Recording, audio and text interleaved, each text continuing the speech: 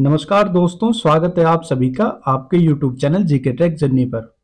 दोस्तों, आज की इस क्लास में हम सेल यानी कोशिका संबंधित क्वेश्चन देखेंगे जो कि आगामी वन दरोगा भर्ती परीक्षा हेतु बहुत महत्वपूर्ण है। दोस्तों, इस टॉपिक से प्रत्येक एग्जाम में 2 से 3 क्वेश्चन बनते हैं, इसलिए यह टॉपिक बहुत महत्वपूर्ण हो जाता है। तो चलिए शुरू करते हैं आज के इस क्लास को क्वेश्चन नंबर 1 से। क्वेश्चन नंबर 1 है हमारा, which organelle is called the power house of the cell. किस कोशिकांग को कोशिका का पावर हाउस कहा जाता है? न्यूक्लियस को, माइटोकॉन्ड्रिया को, राइबोसोम को, गोल्जी अपर्चस को। तो इसका जो सही आंसर हो जाएगा हमारा ऑप्शन बी, माइटोकॉन्ड्रिया को। आइए इसके बारे में जान लेते हैं। माइटोकॉन्ड्रिया जनरेट्स एटीपी, जिसे हम एंडोनासिन ट्रोपोसाइट भी कहते हैं, the energy currency of the cell. Mitochondria कोशिका के लिए ऊर्जा एटीपी का निर्माण करते हैं, इसलिए इन्हें पावर हाउस भी कहते हैं। For example, muscle cells have more mitochondria because they require more energy. चलिए नेक्स्ट क्वेश्चन पे चलते हैं, क्वेश्चन नंबर 2 पर। Which structure in the cell regulates the movement of substances into and out of the cell. कोशिका में कौन सा संरचना पदार्थ के अंदर बाहर जाने को नियंत्रित करता है? Cytoplasm, cell wall, cell membrane या न्यूक्लियस। तो इसका जो सही आंसर हो जाएगा हमारा cell membrane.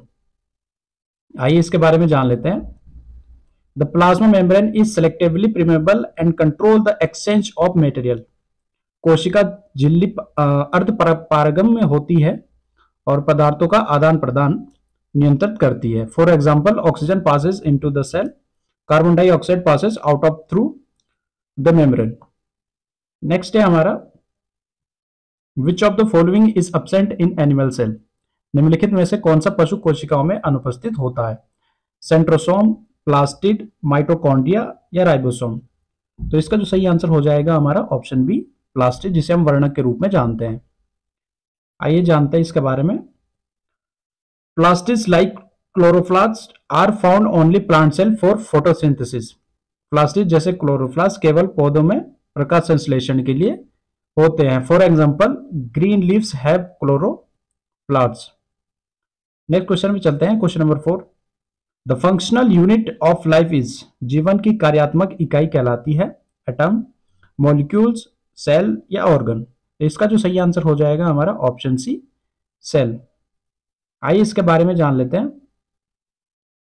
Cell is the smallest unit capable of performing all life processes. कोशिका सबसे छोटी इकाई है जो सभी जीवन क्रियाएं कर सकती है। For example, amoeba is a single cell organism that performs all function independently. Next है हमारा, who discovered the cell of the first time. कोशिका की खोज सबसे पहले किसने की थी? रॉबर्ट कॉच ने, रॉबर्ट हुक ने, एंटोन वॉन ल्यूवेनहॉक ने, रडोल्फ विर्चॉप ने। तो इसका जो सही आंसर हो जाएगा हमारा ऑप्शन बी, रॉबर्ट हुक ने। आइए जानते हैं। In 1665 Robert Hooke observe cork cell under microscope and coined the term cell. Robert Hooke ने 1665 में कॉर्क के टुकड़ों को माइक्रोस्कोप से देखकर सेल शब्द का प्रयोग किया था। For example, cork cell appeared like honeycomb compartments. Question number 6 है हमारा, which part of the cell contains the genetic material. कोशिका का कौन सा भाग आनुवांशिक पदार्थ डीएनए को संचित करता है? Ribosome, nucleus, cytoplasm, Golgi body. तो इसका जो सही आंसर हो जाएगा हमारा ऑप्शन बी, न्यूक्लियस। इसके बारे में जान लेते हैं। The nucleus contains DNA, the hereditary material organize as chromosomes. Nucleus में डीएनए पाया जाता है जो वंशागत गुणों को नियंत्रित करता है। For example, in humans 23 pairs of chromosomes are inside the nucleus. Question number 7 है हमारा, which is the outermost layer in plant cell. पादप कोशिकाओं में सबसे बाहरी परत कौन सी होती है? Cell membrane, cell wall, cytoplasm या प्लाज्मा मेम्ब्रेन। इसका जो सही आंसर हो जाएगा हमारा ऑप्शन बी, सेल वॉल। आइए इसके बारे में जान लेते हैं। Plant cell have a rigid cell wall made of cellulose outside the plasma membrane. पादप कोशिकाओं में प्लाज्मा झिल्ली के बाहर सेल्यूलोज की बनी कठोर भित्ति होती है। For example cell walls give structural strength to trees. Question number 8 है हमारा, which of the following is known as the suicidal bag of the cell. निम्नलिखित में से किसे कोशिका का आत्महत्या थैला कहा जाता है? राइबोसोम को, लाइसोसोम को, गोल्जी बॉडी को, माइटोकॉन्ड्रिया को। तो इसका जो सही आंसर हो जाएगा हमारा ऑप्शन बी, लाइसोसोम को। आइए इसके बारे में जान लेते हैं। Lysosome contain digestive enzyme that can destroy the cell itself when necessary। Lysosome पाचन एंजाइम से भरे होते हैं और आवश्यकता पड़ने पर स्वयं कोशिका को नष्ट कर सकते हैं। नेक्स्ट क्वेश्चन है हमारा, प्रोकैरियोटिक कोशिकाएं यूकैरियोटिक कोशिकाओं से भिन्न है क्योंकि उनमें कौन सा भाग अनुपस्थित होता है? डीएनए, सेल मेम्ब्रेन, न्यूक्लियस या साइटोप्लाज्म। तो इसका जो सही आंसर हो जाएगा हमारा ऑप्शन सी, न्यूक्लियस। आइए इसके बारे में जान लेते हैं। प्रोकैरियोटिक कोशिकाओं जैसे बैक्टीरिया न्यूक्लियस नहीं होता है। डीएनए साइटोप्लाज्म में स्वतंत्र होता है। For example E coli is a prokaryotic organism. Next question है हमारा, question number 10, which organelle is involve in protein synthesis. Protein संश्लेषण में कौन सा कोशिकांग शामिल होता है?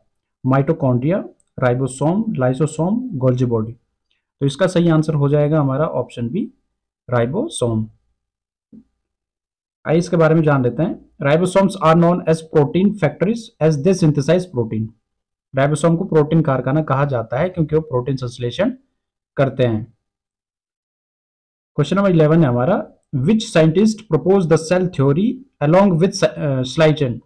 किस वैज्ञानिक ने श्लाइडेन के साथ मिलकर कोशिका सिद्धांत का प्रतिपादन किया? श्वान ने, विर्चोव ने, हुक ने या लुएनहॉक ने। तो इसका जो सही आंसर हो जाएगा हमारा श्वान ने। आइए इनके बारे में जान लेते हैं। श्लाइडेन और श्वान ने मिलकर यह प्रतिपादन किया कि सभी जीव कोशिकाओं से बने होते हैं। क्वेश्चन नंबर 12 है, the living content of cell inside the plasma membrane is called. Plasma झिल्ली के भीतर कोशिका का जीवित भाग कहलाता है। Protoplasm, cytoplasm, nucleoplasm, matrix. तो इसका जो सही आंसर हो जाएगा हमारा ऑप्शन ए, प्रोटोप्लाज्म। आइए इसके बारे में जान लेते हैं। प्रोटोप्लाज्म में साइटोप्लाज्म और न्यूक्लियस दोनों शामिल होते हैं और यह सभी जीवित घटकों को सम्मिलित करता है। For example in amoeba the entire body is made of protoplasm. Next question पे चलते हैं। क्वेश्चन नंबर 13, सेल शब्द किस लैटिन शब्द सेलुला से लिया गया है जिसका अर्थ है small body, small room, small plant या स्मॉल पार्टिकल। तो इसका जो सही आंसर हो जाएगा हमारा ऑप्शन बी, स्मॉल रूम। आइए इसके बारे में जान लेते हैं।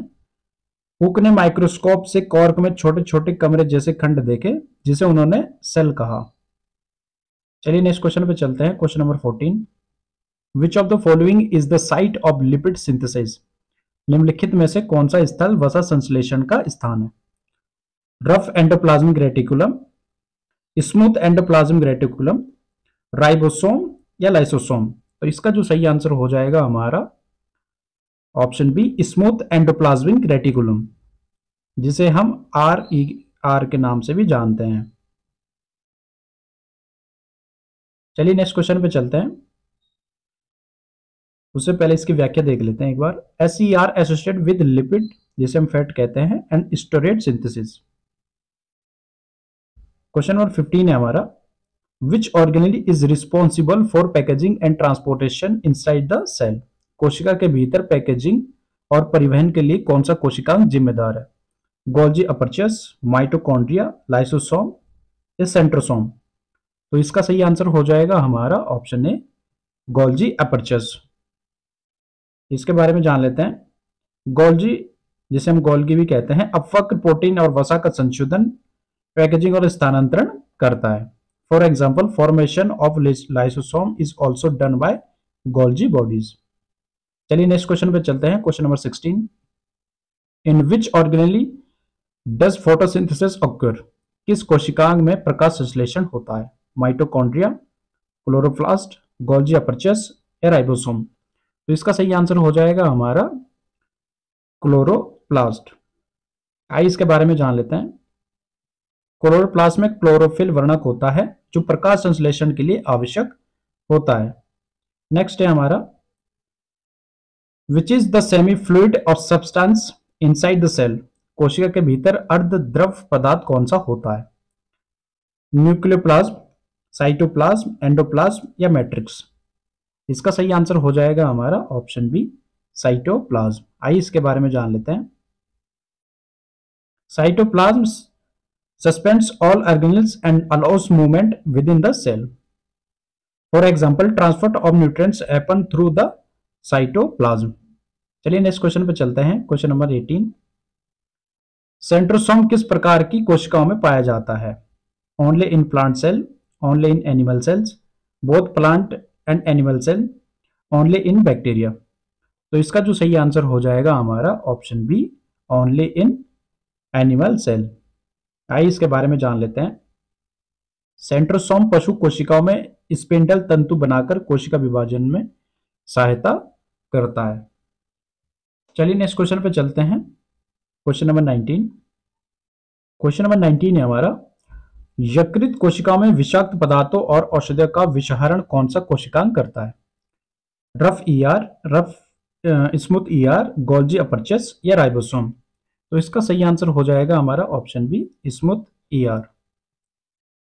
आइए इसके बारे में जान लेते हैं। स्मूथ ईआर विषहरण एंजाइमों का वहन करता है। For example, liver cells are rich in SER for this function. चलिए नेक्स्ट क्वेश्चन पे चलते हैं। Question number 20, which organelle is known as the traffic police of the cell. कोशिका का यातायात पुलिस किसे कहा जाता है? न्यूक्लियस को, गोल्जी बॉडी को, राइबोसोम को या एंडोप्लाज्मिक रेटिकुलम को। तो इसका सही आंसर हो जाएगा हमारा न्यूक्लियस। आइए इसके बारे में जान लेते हैं। The nucleus controls all cell activities and regulates entry और एग्जिट ऑफ मॉलिक्यूल्स। न्यूक्लियस कोशिका की सभी गतिविधियों को नियंत्रित करता है और अणुओं के आवागमन को नियंत्रित करता है। For example, regulation of gene expression is under the control of the nucleus.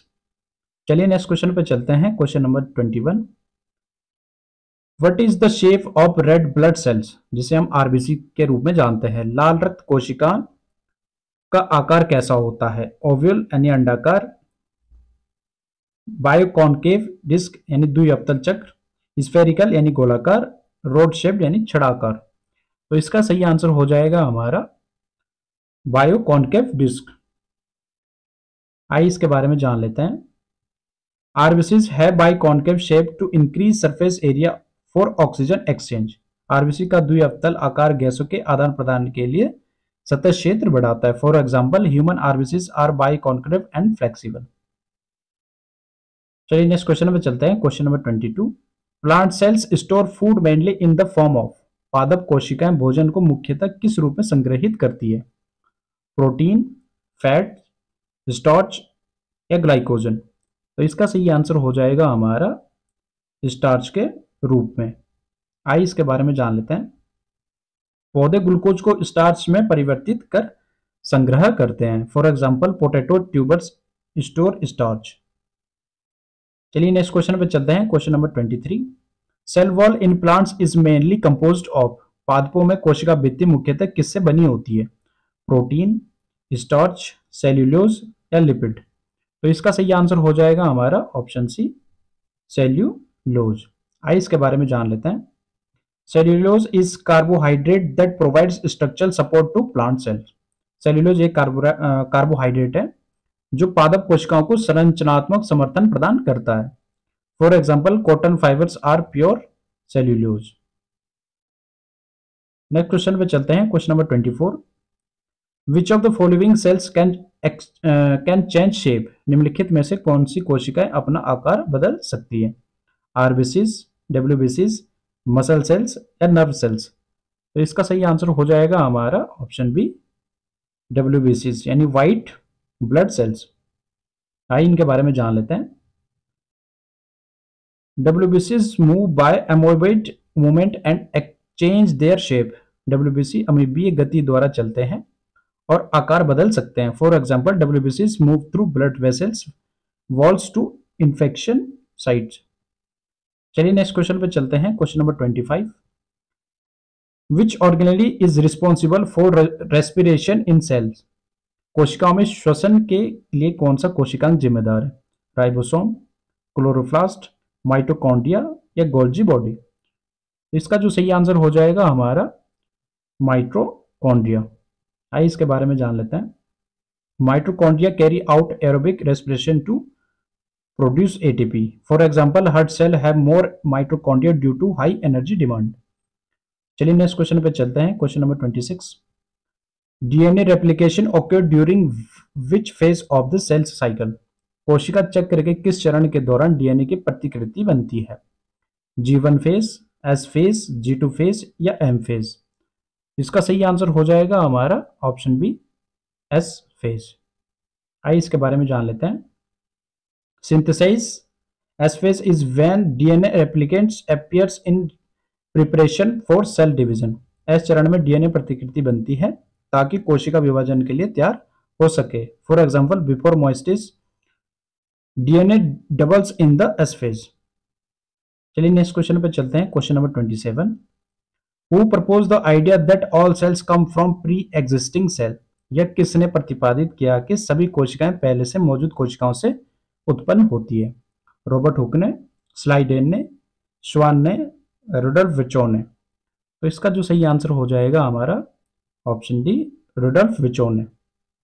आइए इनके बारे में जान लेते हैं। विर्चो ने कहा, ओमनी सेल्यूलर ई सेल्यूलर अर्थात सभी कोशिकाएं पूर्ववर्ती कोशिकाओं से उत्पन्न होती है। चलिए नेक्स्ट क्वेश्चन पे चलते हैं। क्वेश्चन नंबर 28, किस कोशिकांग को प्रोटीन पैकेजिंग मशीन कहा जाता है? राइबोसोम को, गोल्जी अपर्चस को, न्यूक्लियस को, माइटोकॉन्ड्रिया को? तो इसका जो सही आंसर हो जाएगा हमारा ऑप्शन बी, गोल्जी अपर्चस को। चलिए नेक्स्ट क्वेश्चन पे चलते हैं, उससे पहले इसके बारे में जान लेते हैं। Golgi body modifies and package protein into vessels for secretion. Golgi अपवक्र प्रोटीन को संशोधित करके वाहिकाओं में पैक करती है। For example, enzyme secreted by cells pass through Golgi bodies. चलिए नेक्स्ट क्वेश्चन पे चलते हैं, आज का सेकंड लास्ट क्वेश्चन पर। कोशिका विभाजन के दौरान स्पिंडल तंतुओं के निर्माण में कौन सा कोशिकांग सहायता करता है? राइबोसोम, सेंट्रोसोम, न्यूक्लियस या गोल्जी बॉडी?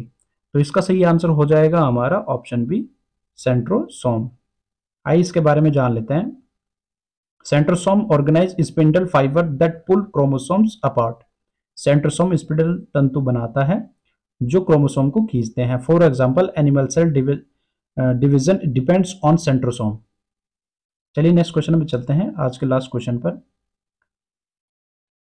प्लाज्मोलाइसेंस किसके कारण होती है? एंडोऑस्मिस, एक्सोमोसिस, डिफ्यूजन, एक्टिव ट्रांसपोर्ट? तो जो इसका सही आंसर हो जाएगा हमारा एक्सोस्मोसिस। आइए इसके बारे में जान लेते हैं।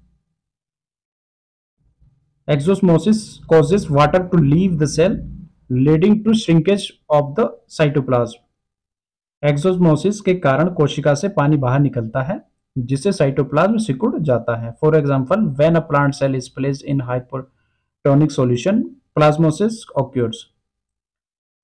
तो दोस्तों, यह थे आज की क्लास के 30 क्वेश्चन जो कि आगामी वन दरोगा भर्ती परीक्षा हेतु बहुत महत्वपूर्ण है। क्लास में अंतिम तक बने रहने के लिए आप सभी का बहुत बहुत धन्यवाद। ऐसे ही आगामी क्लास में बने रहने के लिए आप मेरे YouTube channel GK track journey को जरूर सब्सक्राइब कीजिए तथा साथ में बेल आइकन को जरूर टैप कीजिए ताकि आप तक नोटिफिकेशन जल्दी पहुंच सकें। तो दोस्तों, मिलते हैं नेक्स्ट क्लास में, तब तक के लिए जय हिंद।